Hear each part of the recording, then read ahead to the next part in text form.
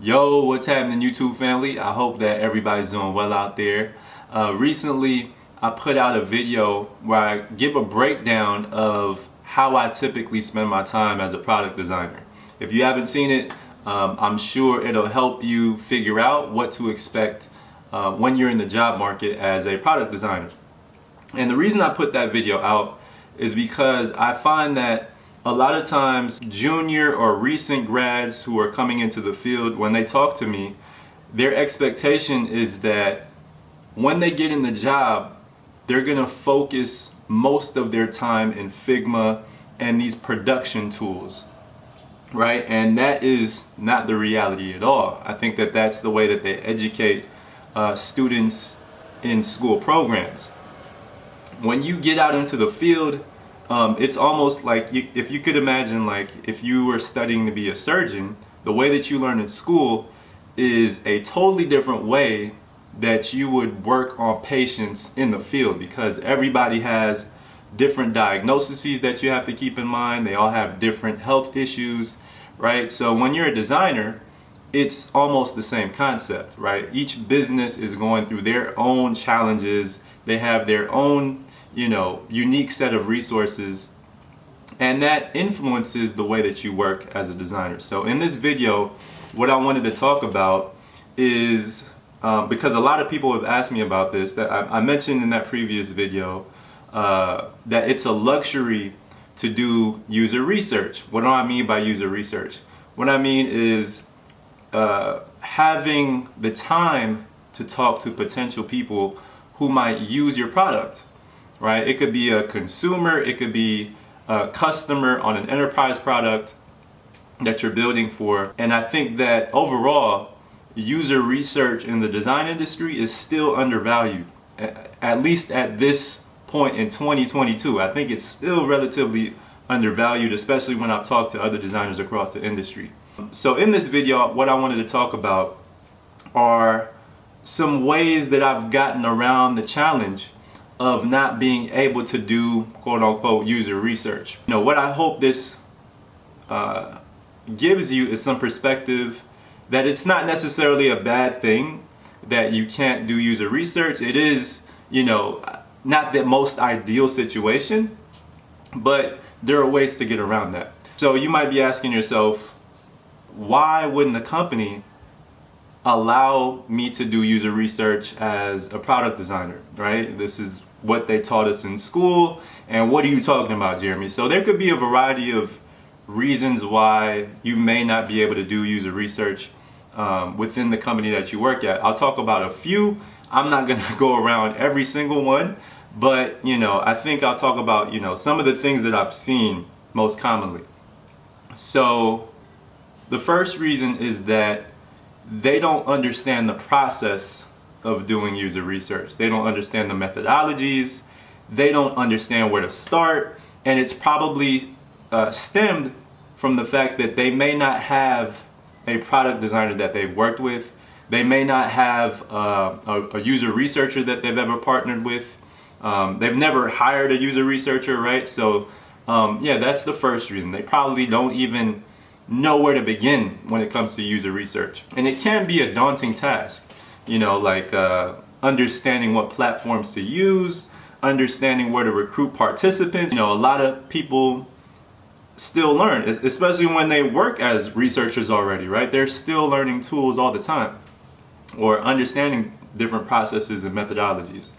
And the other thing that I've seen is that they have a designer, but they don't have the financial resources for the designer to recruit participants. So there's no budget, right? That's talked about a lot of times. Or the designer doesn't have time to do research, right? They probably have one or two designers, and that designer is swamped with work, right? So I've seen that. I've been in that situation.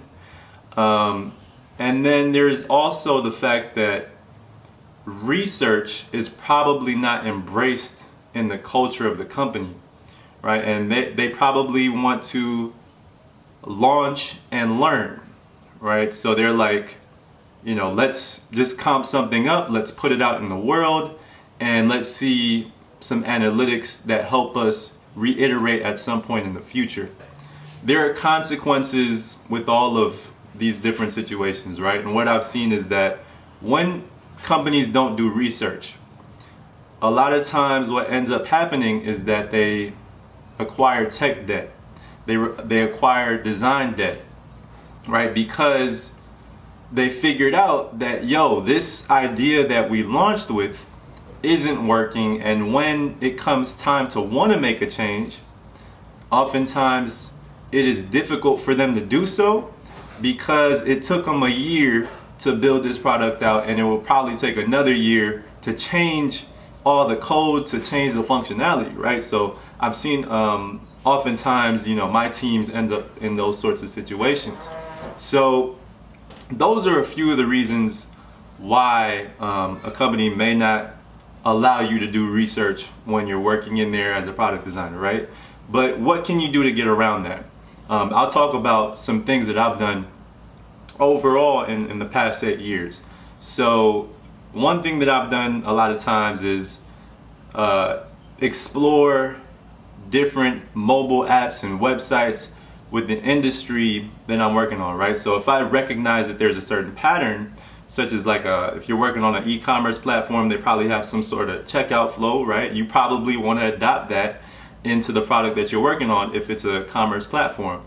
And I'm sure that those companies, probably one of them has done a lot of research in those specific areas that you're working through as well. And you can adopt some of those patterns that you see on other platforms. Another thing that I've done, especially when it's working within the enterprise space, is I've asked the product manager that I'm working with if we have any customer relationships, right? A lot of times there might be a customer that's spending such and such amount of millions of dollars on the product, and so they develop this strong relationship and rapport with the teams that I work in. And you can ask, can we get feedback from one of these customers? Just something that can help us be confident in the decisions that we're making. Another thing that you can do is utilize third-party research. So there is a research group called the Nielsen Norman Research Group. I think that's the name of it. But they are very reputable in terms of the amount of research that they've done. And you can also look at industry resources in the space that you're in. So if you're working in healthcare, or you're working in something that's related to e-commerce, just pay attention to those journals and read up on research about what's going on in that particular industry, and you can share that with your team. Another thing that I've done a lot of times is I've talked to my wife, right? She is one of the first people I go to if I can't utilize any tools or talk to any potential users. I go straight to her. And my thinking is that if a 5-year-old, if an 80-year-old person can understand your app, or just somebody that's not your typical user base and is just a regular human being, if those people can understand the concepts that you're designing, you're probably headed in the right direction. And another thing that I've done is I've gotten feedback from multiple people that I've worked with, right? The only downside to doing that is that they probably have some idea about why you guys are designing the thing that you're designing, and they probably have some biased opinion, especially if they know about the industry and the space. And the point that I'm trying to make here is that even with research, you could still be wrong, right? You could still be wrong. You could do all the research in the world. You could partner with user researchers, but I think the reality at the end of the day is that when you do user research, when you talk to participants, a lot of times they want to be nice and they're not as honest as you would like them to be, right? It's just human nature, right? We don't want to say anything mean. We don't want to demean anybody's work.